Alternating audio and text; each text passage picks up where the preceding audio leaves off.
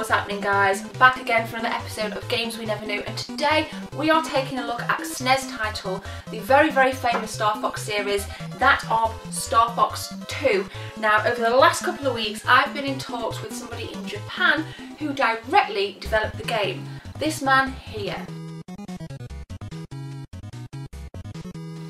Yes, somebody that worked very close with Miyamoto has contributed to this video and has given me some of his thoughts around how he felt about the cancellation of Starfox 2.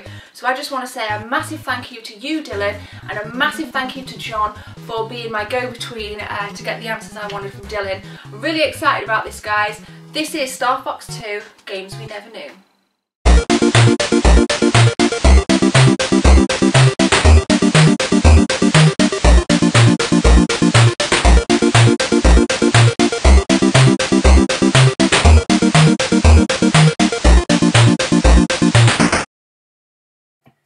Starfox, or Starwing as it's known in Europe, launched onto the Super Nintendo in 1993, and this was the first game to utilise the use of the Super FX chip, which changed the way the graphics were viewed on the screen. The 3D technology was amplified tenfold.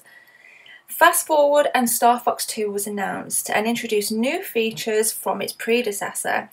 First of all, there was an introduction of two new characters, Faye and Miyu, and interestingly Starfox 2 gave the player ability to choose which players to take into battle and which planets to visit in the Lilac system before going into, say, a level. So rather than it be linear, we were greeted with much more choice than we was in the original. So Starfox 2 was cancelled, which meant it never hit shop shelves. Yes, there is a ROM available, however, for the purpose of this video I wanted to target Dylan and see what he thought about the cancellation. My first question to him was, how long was Starfox 2 in development for? In which Dylan replied, Starfox 2 was in development for approximately 2 years. The first year was spent doing gameplay experiments of all shapes and sizes though, and not entirely related to the final game that Starfox 2 became. So for 2 years we know that Starfox 2 was in development. In my opinion, it's incredibly sad that we never got the tangible copy of the game, although there are some reproduction carts that are available. In doing my digging and research for this video, I found this picture which I couldn't find anywhere on Google Images, but I did come across it in an interview that Dylan did. So I asked him, what is this cart? Where did it come from? Here it is. Dylan's reply was, I never saw any prototype cartridges, so these must have come from elsewhere within Nintendo. One can only assume that this is or was a legitimate prototype cartridge for Starfox 2, which probably is lying around somewhere. Who knows? If it is, it's probably worth an absolute fortune. My third question was, how did you personally feel about the cancellation of Starfox 2?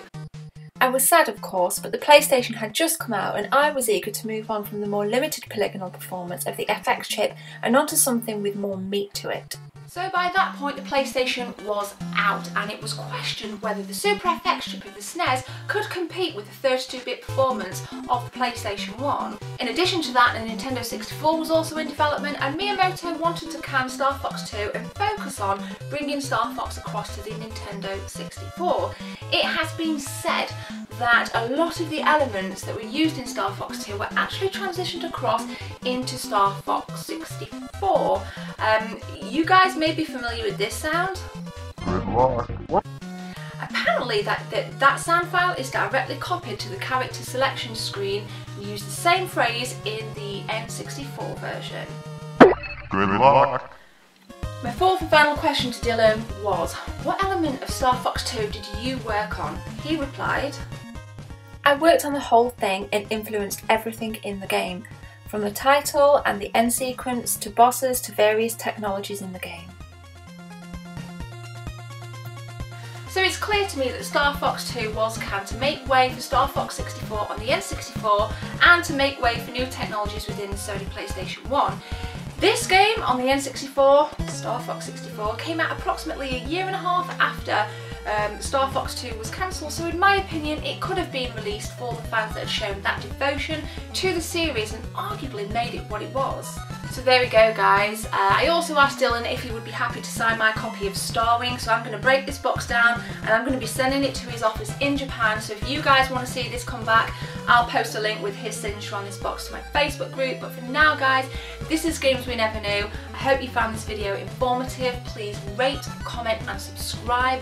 Thank you again to Dylan, thank you to John, and for now, guys, Good luck.